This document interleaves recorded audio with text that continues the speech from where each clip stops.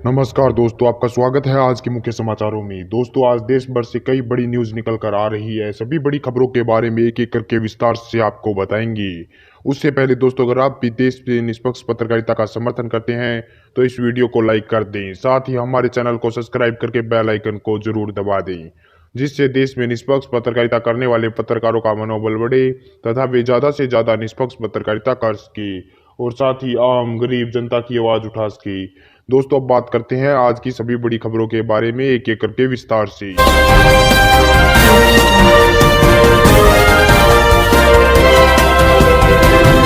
सर्वदलीय बैठक में बोले प्रधानमंत्री मोदी, हमारी सीमा में कोई नहीं घुसा, अगर घुसेगा तो देंगे मुंह तोड़ जवाब। जी हां दोस्तों, आपको बता दें कि भारत चीन सीमा तनाव को लेकर प्रधानमंत्री मोदी ने सर्वदलीय बैठक बुलाई थी। इस बैठक में करीब 20 पार्टी के नेता शामिल हुए थे।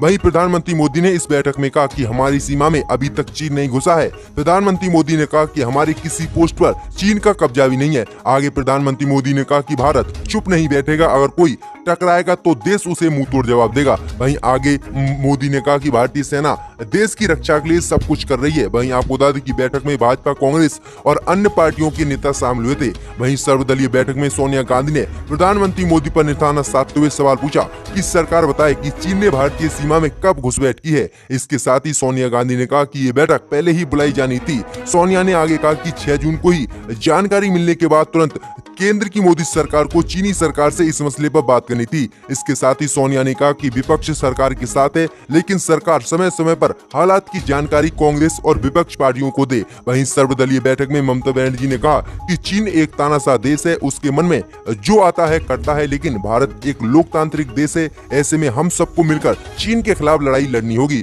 आगे ममता बनर्जी ने कहा कि जब बात देश की होती है तो हम सब मिलकर लड़ेंगे और जीतेंगे। ममता ने कहा कि चीन के खिलाफ एक मत होना होगा, एक आवाज में चीन का विरोध करना होगा और एक होकर उसे जवाब देना होगा। इसके साथ ही ममता बनर्जी ने कहा कि टेलीकॉम मोबाइल कंपनियां चीन के निवेश को बंद करें, उसके सामान का बहिष्कार करें, जिससे कि चीन को काफी बड़ा झटका लगेगा। इसी बीच आपको बता दें कि शिवसेना के प्रमुख उद्धव ठाकरे ने भी सर्वदलीय बैठक में कहा कि हम सब एक हैं, हम सब प्रधानमंत्री मोदी के साथ मजबूती से खड़े हैं, हम अपनी देश की सेना और उनके परिवार के साथ भी खड़े हैं। भारत शांति चाहता है, इसका मतलब ये नहीं कि हम कमजोर हैं। चीन हमेशा से धोखेबाज रहा है, भारत मजबूत है, मजबूर नहीं। हमारी आंखें निकालकर हाथ में देने की क्षमता भी है। तो प्रधानमंत्री मोदी की सर्वदलीय बैठक में इन नेताओं ने काफी बड़ी बातें कही हैं।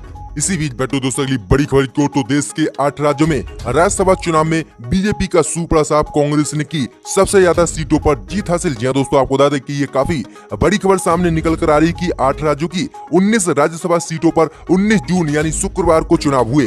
शाम 5 बजे ही चुनाव समाप्त हो गए, जिसके बाद गिनती का कार्य शुरू हो गया और अब नतीजे सामने निकल कर आने लगे हैं। नतीजे सामने आते ही बीजेपी को बड़ा झटका लगा है। जी हां दोस्तों, आपको बता दें कि आंध्र प्रदेश की सभी 4 सीटों पर YSR कांग्रेस ने जीत हासिल की है, जबकि बीजेपी का यहां पर सुपड़ा ही साफ हो गया और बीजेपी की एक भी सीट यहां से नहीं निकली। वहीं राजस्थान की 2 सीटों पर कांग्रेस ने जीत हासिल की, जबकि एक सीट पर भाजपा ने जीत हासिल की है।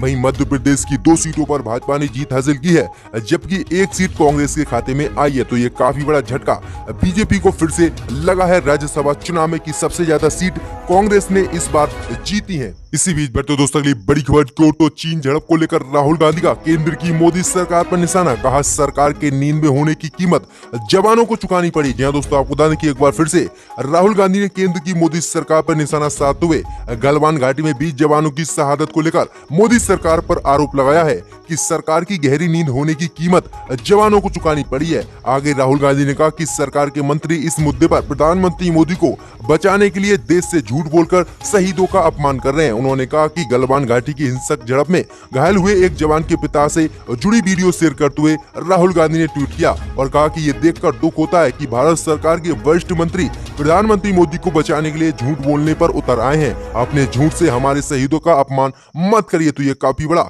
हमला राहुल गांधी ने प्रधानमंत्री मोदी और मंत्रियों पर बोला है। इसी बीच बैठे दोस्तों, अगली बड़ी खबर की ओर। तो दिल्ली के स्वास्थ्य मंत्री सत्येंद्र जैन की तबीयत बिगड़ी, ऑक्सीजन सपोर्ट पर रखा गया। जी दोस्तों, आपको बता दें कि दिल्ली के स्वास्थ्य मंत्री सत्येंद्र जैन की एक बार फिर से तबीयत बिगड़ गई है, उन्हें सांस लेने में दिक्कत आ रही है। फेफड़े में कोरोना संक्रमण बढ़ने के बाद शुक्रवार को उन्हें ऑक्सीजन सपोर्ट पर रखा गया है। उन्हें दिल्ली स्थित मैक्स अस्पताल में शिफ्ट किया गया है, जहां उनका प्लाज्मा थेरेपी से इलाज किया जा रहा है। वहीं आपको बता दें कि सत्येंद्र जैन का कोरोना वायरस टेस्ट पॉजिटिव आया था। उन्हें कोरोना वायरस होने के बाद अस्पताल में भर्ती कराया गया है। तो ये काफी बड़ी अपडेट आ रही है सत्येंद्र जैन को लेकर। इसी बीच बैठे दोस्तों अगली बड़ी खबर की ओर, तो सर्वदलीय बैठक के लिए न्योता नहीं मिलने पर ओवैसी हुए निराश। कहा चीन मसले पर बीजेपी ने पहन रखी है चूड़ियां। जी दोस्तों, आपको बता दें कि एक बार फिर से असदुद्दीन ओवैसी ने केंद्र की मोदी सरकार पर चीन मसले को लेकर हमला किया है। जी दोस्तों, आपको बता दें कि प्रधानमंत्री मोदी ने आज सर्वदलीय बैठक बुलाई, जिसमें करीब 20 राजनीतिक पार्टियों ने हिस्सा लिया। वहीं इस सर्वदलीय बैठक के लिए न्योता नहीं मिलने पर राष्ट्रीय जनता दल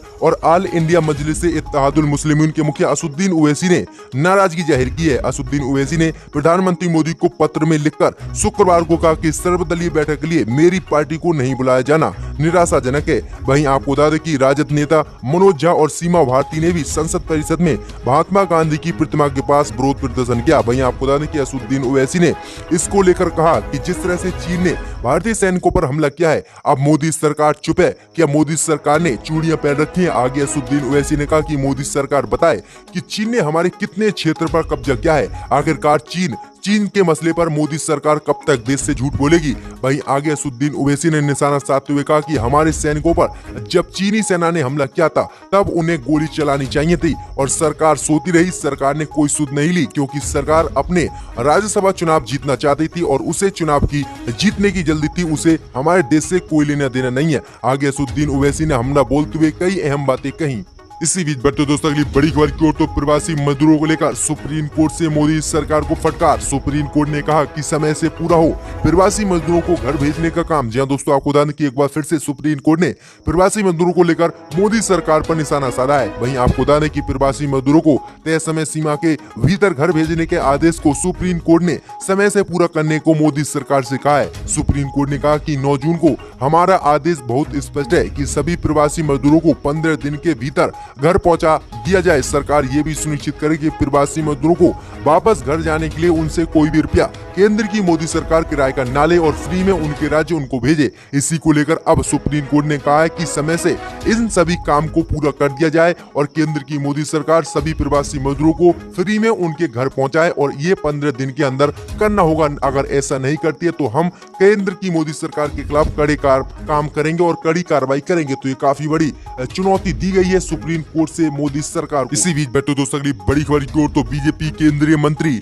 किरण रिजिजू ने राहुल गांधी पर बोला हमला। कहा ये आदमी सेना पर उठाता है सवाल। जी दोस्तों, आपको बता दें कि एक बार फिर से राहुल गांधी पर ट्वीट कर विदेश मंत्री किरण रिजिजू ने हमला किया है। उन्होंने अपने ट्वीट में लिखा कि जब भी भारत के सामने कोई सैन्य चुनौती उत्पन्न होती है तो ठीक उसी समय ये आदमी सेना पर सवाल उठाता है। कोई आश्चर्य नहीं है कि वह JNU जाता है और उन लोगों के साथ बैठता है जो हमारे जवानों की मौत पर जश्न मनाते हैं। तो ये काफी बड़ा हमला बीजेपी मंत्री की तरफ से राहुल गांधी पर बोला गया है। जी दोस्तों, आपको बता दें कि इस भारत चीन विवाद के चलते कांग्रेस लगातार मोदी सरकार से सवाल जवाब कर रही, लेकिन मोदी सरकार राहुल गांधी के एक भी सवाल का जवाब नहीं दे रहे। तो ये काफी बड़ा निशाना जो है बीजेपी मंत्री की तरफ से राहुल गांधी पर साधा गया है। इसी बीच बैठे दोस्तों अगली बड़ी खबर की ओर, तो मणिपुर के सियासी बवाल से कहीं गिर न जाए मेघालय की बीजेपी सरकार। जी दोस्तों, आपको बता दें कि बीजेपी को लगातार 2 झटके लग सकते हैं कि मणिपुर में और मेघालय में दोनों में बीजेपी की सरकार गिर सकती है। जी दोस्तों, आपको बता दें कि मणिपुर में बीरेन सिंह के नेतृत्व वाले गठबंधन से नेशनल पीपल्स पार्टी के 4 मंत्रियों ने